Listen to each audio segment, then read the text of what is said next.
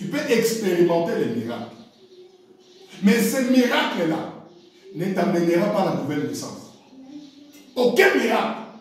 Même si tu étais un aveugle, tu es guéri, tu vois. Ces miracles-là ne t'amènera pas à la nouvelle naissance. Il y a que des choses qui peuvent nous amener à la nouvelle naissance.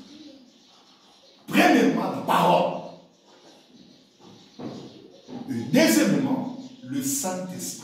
Très important que nous devions maintenir au sein de l'Église. La parole et le Saint-Esprit. Et évitons d'attrister le Saint-Esprit dans ta vie chrétienne. Évite d'attrister le Saint-Esprit. Le Saint-Esprit est là pour t'aider. À tout moment, à chaque instant. Si tu attristes le Saint-Esprit, voilà pourquoi les chrétiens se retrouvent toujours devant un problème. Les problèmes arrivent, ils se réveillent en retard.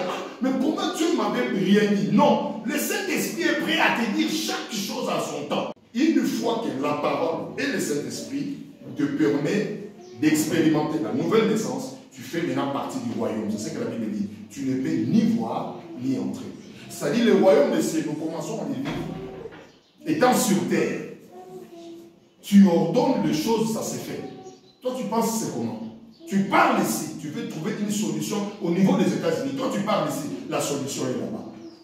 Quand on néglige la parole au sein de l'Église, et que le Saint-Esprit n'a pas sa place au sein de l'Église, vous conduirez qu'une église des païens, des incrédules. Il y aura des problèmes et des problèmes. Aujourd'hui, j'ai fait aussi un constat. Aujourd'hui, au lieu que les gens prêchent la parole, les gens sont devenus des historiens à la chair. On se contacte des dons du Saint-Esprit, au lieu de se contacter de l'Esprit. Au lieu de posséder l'Esprit, parce que quand j'ai l'Esprit, j'ai tout ce qui est dans l'Esprit. Mais quand j'ai les dons, je me contente seulement du don du Saint-Esprit, ma vie est limitée à ces dons-là. Est-ce que quelqu'un me comprend? Amen. Voilà pourquoi chaque matin, dès la nuit avant de dormir, rassure-toi que tu es au même diapason avec le Saint-Esprit, avec l'Esprit de Dieu. Il faut toujours. Pourquoi? Parce que la nuit, il peut te dire des choses qui vont venir demain. Il peut te communiquer des choses qui viendront demain. Mais quand tu l'attristes, tu dors seul. Au fait, il est avec toi, mais il est attristé. Il ne peut pas s'exprimer.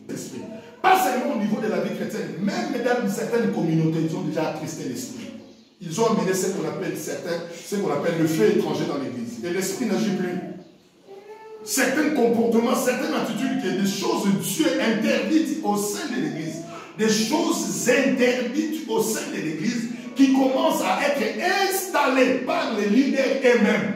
Installés dans l'église. Et cela est en train d'empêcher le Saint-Esprit d'agir aujourd'hui dans l'église.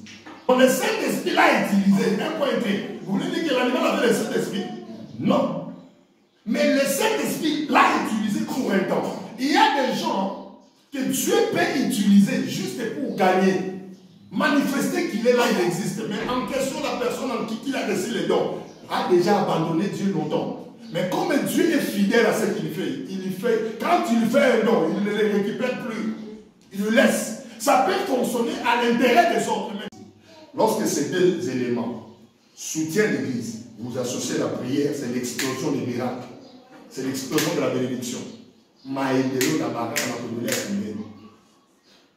Vous, ici, écoutez ce que je vous dis là. La première des choses, élevez la parole. Veillez à ce que l'Esprit de Dieu ne soit pas attristé dans votre vie chrétienne. Vous ferez des exploits avec Dieu. Que Dieu vous bénisse.